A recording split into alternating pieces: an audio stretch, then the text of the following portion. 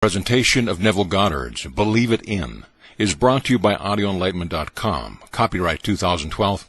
All rights reserved. Believe it in. The objective reality of this world is solely produced by the human imagination, in which all things exist. Tonight I hope to show you how to subjectively appropriate that which you already exists in you and turn it into an objective fact. Your life is nothing more than the outpicturing of your imaginal activity, for your imagination fulfills itself in what your life becomes. The last year that Robert Frost was with us, he was interviewed by Life magazine and said, "Our founding fathers did not believe in the future. They believed it in." This is true. Having broken with England, our founding fathers could have established their own royalty here by making one of them the king, thereby perpetuating the royal family. They could have chosen a form of dictatorship, but they agreed to imagine a form of government that had not been tried since the days of the Greeks. Democracy is the most difficult form of government in the world, yet our founding fathers agreed to believe it in. They knew it would take place because they knew the power of belief, the power I hope to show you that you are tonight. To say, "I am going to be rich," will not make it happen. You must believe riches in by claiming within yourself, "I am rich." You must believe in the present tense, because the active, creative power that you are is God. He is your awareness, and God alone acts and is. His name forever and ever is, "I am." Therefore he can't say, "I will be rich," or "I was rich," but "I am rich." Claim what you want to be aware of here and now, and although your reasonable mind denies it and your senses deny it, if you will assume it with feeling, your inward activity, established and perpetuated, will objectify itself in the outside world, which is nothing more than your imaginal activity objectified. To attempt to change the circumstance of your life before you change its imaginal activity is to labor in vain. This I know from experience. I had a friend who hated Roosevelt, yet wanted him to change. Every morning while shaving, my friend would tell Roosevelt off. He found great joy and satisfaction in his daily routine, yet could not understand why Roosevelt stayed the same. But I tell you, if you want someone to change, you must change your imaginal activity, for it is the one and only cause of your life. And you can believe anything if you will not accept the facts your sense dictates, for nothing is impossible to imagine, and imagining, persisted in and believed, will create its own reality. Now, all things exist in God, and He exists in you, and you exist in Him. Your eternal body is the human imagination, and that is God Himself. Your imagination is an actual body in which everything is contained. When you imagine, the thing itself comes out of that divine body, Jehovah. The story of Jesus is a wonderful mystery that cannot be solved until you discover, from experience, that He is your own wonderful human imagination. We are told that God speaks to man in a dream, and unveils Himself in a vision. Now vision is a waking dream like this room, while a dream occurs while you are not fully awake. A few years ago, this vision was mine. I was taken in spirit into one of the early mansions on Fifth Avenue in New York City at the turn of the century. As I entered, I saw that 3 generations were present, and I heard the eldest man telling the others of their grandfather's secret. These are his words. Grandfather used to say while standing on an empty lot, "I remember when this was an empty lot." Then he would paint a word picture of what he wanted to build there. He saw it vividly in his mind's eye as he spoke, and in time it was established. He went through life in that manner, objectively realizing what he had first subjectively claimed. I tell you, everything in your outer world was first subjectively appropriated. I don't care what it is. Desire can be your empty lot where you may stand, remembering when you were not now have was only desire. If I now say, "I remember when I lectured at the Women's Club in Los Angeles," I am implying I am no longer there, and am where I want to be. Remembering when you were poor, I have taken you out of the poverty and placed you in comfort. I remember when you were sick, by taking you out of sickness and placing you in the state of health. I remember when you were unknown implies you are not known. By changing my memory image of you, I can now remember when you, with all your fame and fortunes, were unknown and broke. That was the secret of grandfather's success. This is what I learned in vision. Do not put this thought aside, because it came to me in vision. In the 12th chapter of the book of Numbers, it is said that God speaks to man through the medium of dreams, and makes Himself known through vision.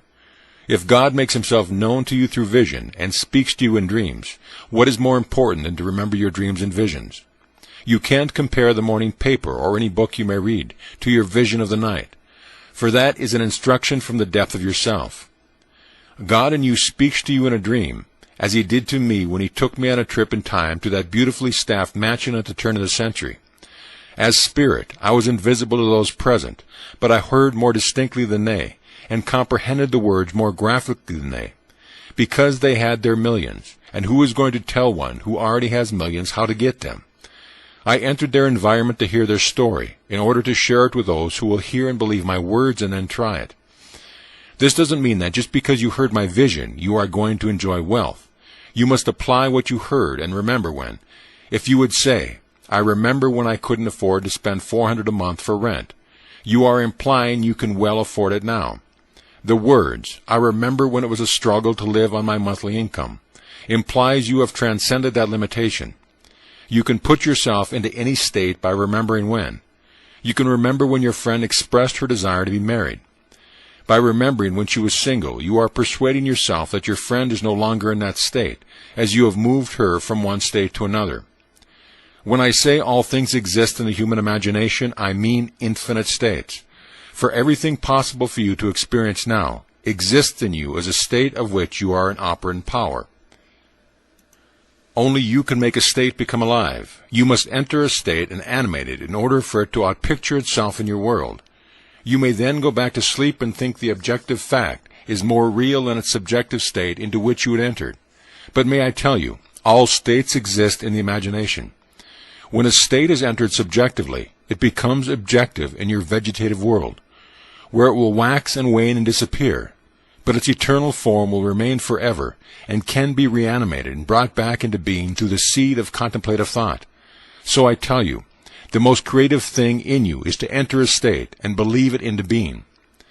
Now, causation is the assemblage of mental states, which occurring creates that which the assemblage implies. Let us say that I have two friends who would empathize with me, not sympathize, if they heard my good news. I put them together and listen, all in my imagination, as they talk about me and what has happened in my life. Being true friends, I hear their words of joy and see their happiness reflected on their faces. Then I will allow myself to become visible to them and feel their handshakes and embrace, as I accept their congratulations as a fact. Now I have assembled a mental state, which occurring created that which the assemblage implied. Therefore I am its cause. As I walk, firmly believing in the reality of what I have done, and that imaginal act becomes a fact, I may question myself as to how it came about. Then, remembering my imaginal act, I would say, I did it.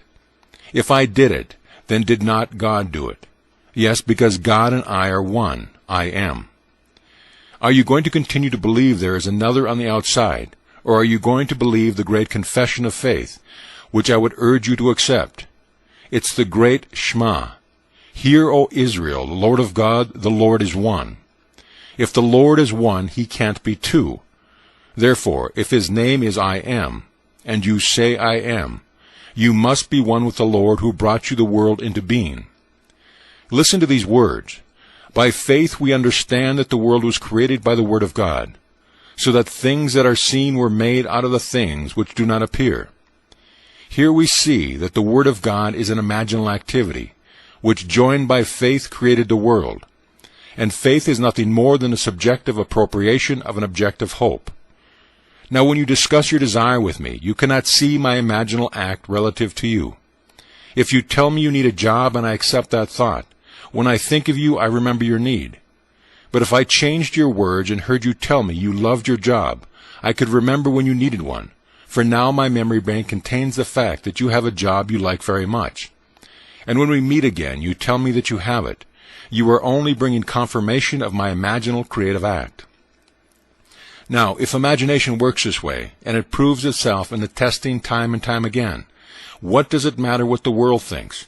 It costs you nothing to try, and what a change in life it will produce for you.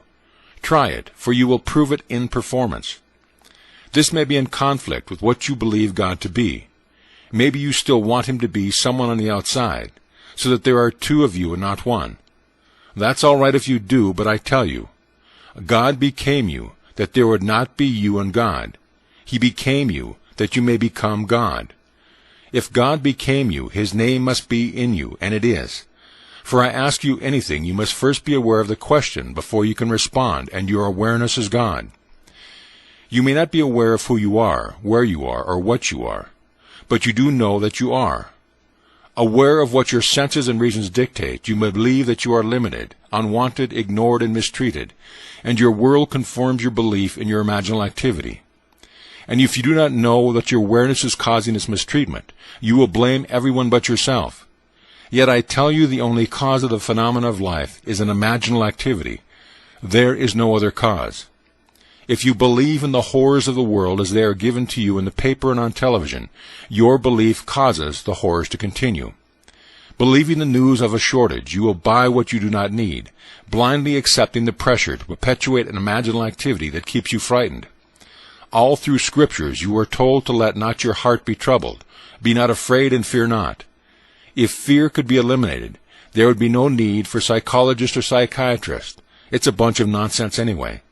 Every day this branch of medicine changes their concepts, and they are always in conflict as to what a man's attitude towards life is. I say to everyone, the whole vast world is now in your human imagination, and you can bring any desire out of it by believing it into being. First you must know what you want, then create an image that fulfills it. Would your friends know and talk about it?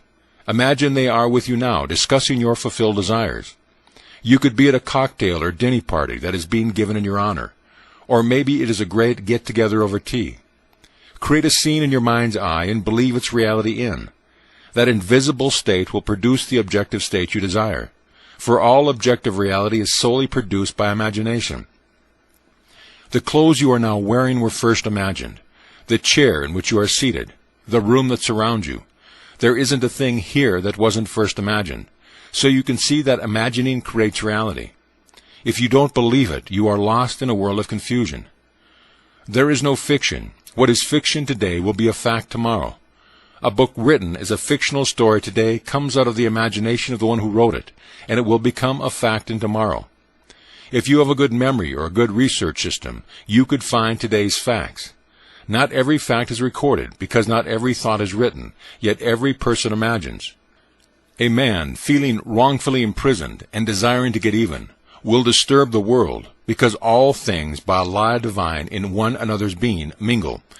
You can't stop the force that comes from one who is imagining, because behind the mask he wears, you and he are one. Start now to become aware of what you are thinking, for as you think you imagine. Only then can you steer a true course to your definite end. If you lose sight of the end, however, you can and will be moved by seeming others. But if you keep your mind centered in the awareness of dwelling in your destination, you cannot fail. The end of your journey is where your journey begins. When you tell me what you want, do not try to tell me the means necessary to get it, because neither you nor I know them. Just tell me what you want, and I may hear you tell me that you have it. If you try to tell me how your desire is going to be fulfilled, I must first rub the thought out before I can replace it with what you want to be. Man insists on talking about his problems. He seems to enjoy recounting them and cannot believe that all he needs to do is state his desires clearly. If you believe that imagination creates reality, you will never allow yourself to dwell on your problems. For you will realize that as you do, you perpetuate them all the more. So I tell you, the greatest thing you can do is to believe a thing into existence, just as our founding fathers did. They had no current example of democracy. It existed in Greece centuries ago, but failed because the Greeks changed their imaginal activity. We could do that too. Don't think for 1 second we have to continue as a democracy. We could be under dictatorship within 24 hours, for everything is possible. If you like democracy, you must be constantly watchful to keep its concept alive within you. It is the most difficult form of government. A man can voice an opinion and stage a protest here, but in other forms of government he cannot. If you want to enjoy the freedom of a democracy, you must keep it alive by being aware of it. Now, if you keep this law, you don't have to broadcast what you want. You simply assume that you have it. For although your reasonable mind and outer senses deny it, if you persist in your assumption, your desire will become your reality. There is no limit to your power of belief, and all things are possible to him who believes. Just imagine what enormous power that is. You don't have to be nice, good, or wise, for anything is possible to you when you believe that what you are imagining is true. That is the way to success. I believe any man who has been successful in life's venture has lived as though he were successful. Living in that state, he can name those who aided him in achieving his success, and he may deny that he was always aware of success, but his awareness compelled the aid he received. To believe your desire into being is to exercise the wonderful creative power that you are. We are told in the very first psalm, "Blessed is the man who delights in the law of the Lord. In all that he does, he prospers." This law, as explained in the Sermon on the Mount, is psychological.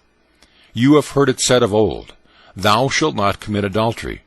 But I say unto you, anyone who lusts after a woman has already committed the act of adultery with her in his heart. Here we discover that it is not enough to restrain the impulse on the outside. Adultery is committed the moment the desire is thought. Knowing what you want, gear yourself towards it, for the act was committed in the wanting. Faith must now be added, for without faith it is impossible to please God. Can you imagine a state and feel that your imaginal act is now a fact? It costs you nothing to imagine. In fact, you are imagining every moment in time, but not consciously. But may I tell you, if you use your creative power by imagining a desire is already fulfilled, when you get it, the circumstances will seem so natural that it will be easy to deny your imagination had anything to do with it. And you could easily believe that it would have happened anyway. But if you do, you will have returned to sleep once again. First of all, most of us do not even realize our own harvest when it confronts us. And if we do remember that we have once imagined it, reason will tell us it would have happened anyway. Reason will remind you that you met a man, seemingly by accident, at a cocktail party, who was interested in making money. When he heard your idea, he sent you to see his friend, and look what happened. So really, it would have happened anyway. Then, of course, it is easy to ignore the law. But blessed is the man who delights in the law of the Lord. In all that he does, he prospers. Don't forget the law while you are living in the world of Caesar, and apply it wisely. But remember, you are not justified by its use. Justification comes through faith. You must have faith in the incredible story that God promised to bring himself out of you as you. This is God's promise to all, and all are asked to believe it. It is not what you are, but what you trust God to do that saves you. And to the degree that you trust God to save you, you will be saved. But he has given us a psychological law to cushion the inevitable blows of life. The law is simple. As you sow, so shall you reap. It is the law of like begets like. As you imagine, so shall your life become. Knowing what you want, assume the feeling that would be yours if you had it. Persist in that feeling, and in a way you do not know and could not devise, your desire will become a fact. Grandfather made his fortune by standing on an empty lot and saying to himself, "I remember when this was an empty lot." Then he would paint a beautiful word picture of the structure he desired there. This is a wonderful technique. You can remember when you were unknown, penniless, and ill, or a failure. Remembering when you were implies you are no longer that, and your power is in its implication. Use the law, and it will take you from success to success, as you conceive success to be. As far as I am concerned, success is to fulfill the promise, and you cannot do that through the law. The promise is fulfilled through faith. Are you holding true to the faith? Examine yourself to see if you are. I have told you an eternal story, believe it, but do not change it. The story is this: God became you, that you may become God. Use the law to cushion the blows while God keeps his promise, and then one day, when your journey is over, you will say, "Into thy hands I commit my spirit. Thou hast redeemed me, O Lord, faithful God." That's the cry on the cross. Commit your spirit to your imaginal act. Relax and fall asleep, knowing that its redemption is assured. Then, when you least expect it, God will prove to you that he has redeemed you by awakening in you